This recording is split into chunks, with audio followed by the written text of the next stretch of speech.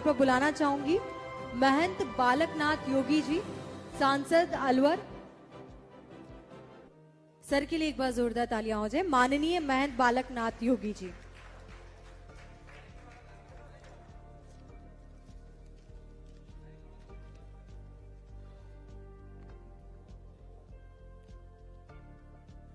उपस्थित मंच पर आज के इस कार्यक्रम के सभी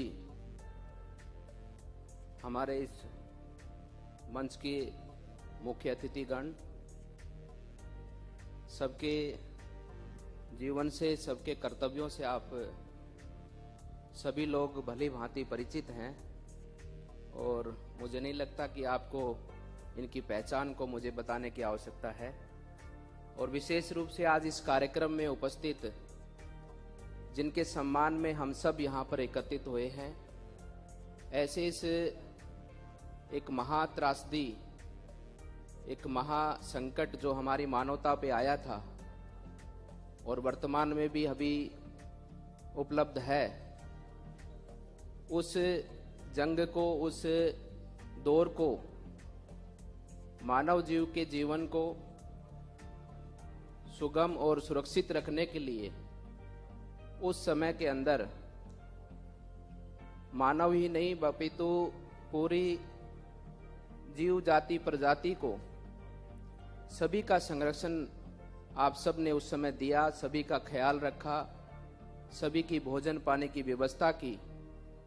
ऐसे समय के अंदर आप सब ने उन सेवाओं को प्रदान किया। विशेष रूप से आप सभी आज यहाँ पर उपस्थित हैं। मैं मानता हूँ कि हम सब इस मंच पर जरूर बैठे हैं, लेकिन हम सब भी मिल पाए हैं तो आप सब की बदौलत, आप सब की वजह से हम यहाँ पर मिल पाए हैं। तो आप सब इस कार्यक्रम में उपस्थित और विशेष रूप से फर्स्ट इंडिया की पहल पर जो एक कार्यक्रम होना सुनिश्चित हुआ है, फर्स्ट इंडिया की पूरी टीम, इसके हमारे संचालक और सभी लोग साधुवाद और धन्यवाद के पात्र हैं, जिन्होंने इसी सुंदर विषय को, ऐसे सुंदर कार्यक्रम को आयोजित किया।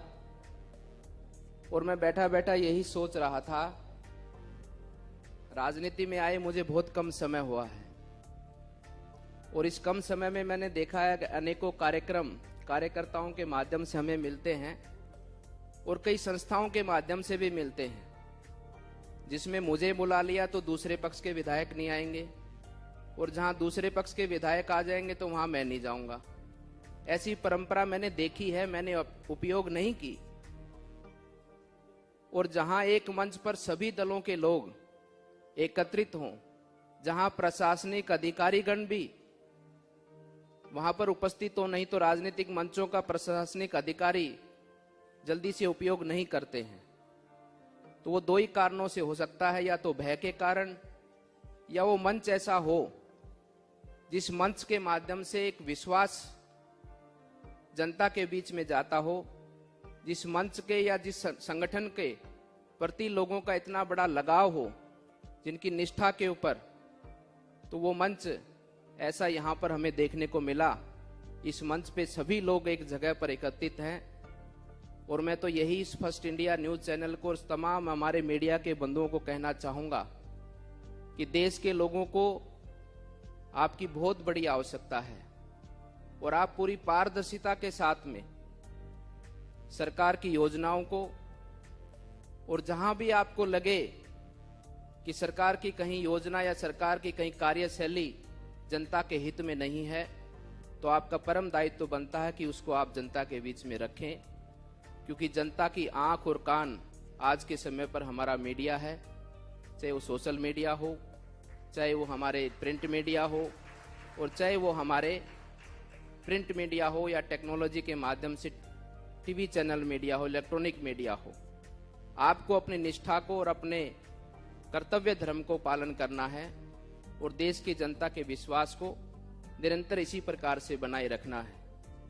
आज इस कार्यक्रम में हम उपस्थित हुए हैं और आज समाज में हम देखते हैं कि बहुत तरह की बातें समाज में हम सबको सुनने को मिलती हैं। विशेषकर हम युवा बच्चों को, युवा लड़कों को कि बुजुर्ग कहते हैं कि आज समाज में कहीं भी अच्छाई नहीं है, भाई को भाई पर विश्वास नहीं है, किसी भी प्रकार से किसी पर भी विश्वास करने के लायक ये समय नहीं है। लेकिन ऐसे कार्यक्रमों के माध्यम से हमें बल मिलता है कि आज भी समाज में अच्छाई और आज भी समाज के अंदर अच्छे कार्य करने वालों का सम्मान होता है। ऐसे कार्यक्रमों को हमको निरंतर बढ़ावा देना चाहिए, निरंतर अपनी व्यवस्था के अंदर ऐसे कार्यक्रमों को प्रोत्साहित करना चाहिए। और ऐसे कार्यक्रम जहां भी हो, चाहे हमें निमंत्रण मिले या ना मिले, समाज के लोगों को वहां पर जाना चाहिए ताकि समाज में अच्छाई की स्थापना हो।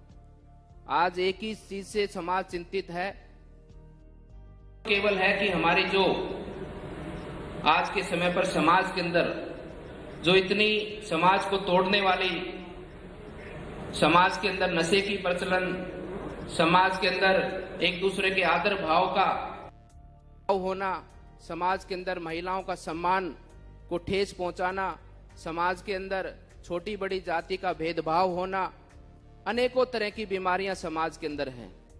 और इन बीमारियों का अगर हमें अपने समाज को इन बीमारियों से बचा कर रखना है तो हमें ऐसे कार्यक्रमों का आयोजन अपने आसपास के वातावरण में, अपनी व्यवस्था के अंदर ऐसे कार्यक्रम को सदैव प्रोत्साहित करना होगा, ऐसे कार्यक्रम को आयोजित करना होगा ताकि समाज में अच्छाई स्थापित हो और अच्छे कार्य करने वालों को एक हौसला मिले, उनको एक प्रोत्साहन मिले और एक दूसरे को देखकर और भी लोग इसमें जुड़ते चले और एक अच्छाई की स्थापना आगे बढ़ती चले। हम सब कहते हैं, अपने बच्चों को बताते हैं कि देखो फलां का बेटा इतना बढ़िया नंबर लेके आया है, तुम भी ऐसा पढ़ो बेटा। उसी प्रकार से हमें समाज में इस चर्चा को भी आगे बढ़ाना होगा कि फलां व्यक्ति इतना अच्छा कार्य करता है, वो इतनी समाज की सेवा करता है, वो हर समय तत्पर रहता है गरीब की सेवा करने के लिए, किसी पिछड़े की सेवा करने के लिए, किसी वंचित की सेवा करने के लिए, किसी प्रताड़ित की सेवा करने के लिए, किसी दुखी की सेवा करने के लिए, और वो व्यक्ति उसकी सेवा करता है तो उसको देखकर मैं भी उस सेवा के अंदर आगे बढ़ूं। ऐसी व्यवस्था को हमें स्थापित करना होगा, तभी समाज में स्थापित होगी ये अच्छाई की भावना। आज हम अक्सर बातें करते हैं कि बिल्कुल ही आज किसी भी प्रकार का किसी पे विश्वास नहीं है और हम दूसरे को दोष देते हैं। सबसे पहला दोष तो राजनीतिक पार्टियों को देते हैं, उसके बाद फिर व्यक्ति पे आते हैं और उसके बाद में दोष आते आते अपने पड़ोसी के पास में पहुंच जाता है कि पड़ोसी भी अच्छा नहीं है। हम सबको देखना होगा कि हम सब स्वयं क्या करते हैं, हमने अपने जीवन में क्या परिवर्तन किया है। दूसरों की देखने की बजाय, जिस प्रकार से हम सब जानते हैं कि भगवान ने और अनेकों महापुरुषों ने ये स्वयं कहा है कि ईश्वर कहीं नहीं है, ईश्वर स्वयं के अंदर है, ठीक उसी प्रकार से हमें अगर परिवर्तन करना है तो अपने आप से शुरुआत करनी होगी। हमारी अपनी बुराइयों को हमें देखना होगा कि हम कौन से कार्य में गलत हैं, कौन से विचार में हम गलत हैं, कौन से कर्म में हम गलत हैं।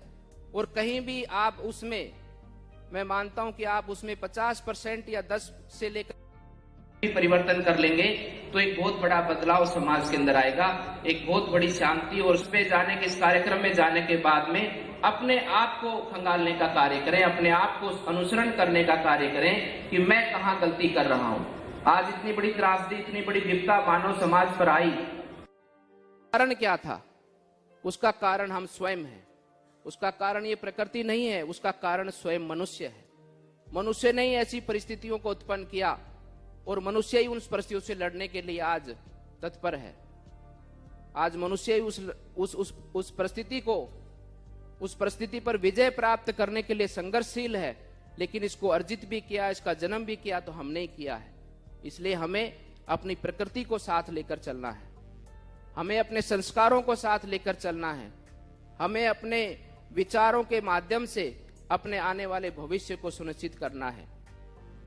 इस कोरोना काल के अंदर ये बहुत जगह देखने को मिला कि भारत की परंपरा को, भारत की संस्कृति को और भारत की सभ्यता को पूरी दुनिया ने सराहा है।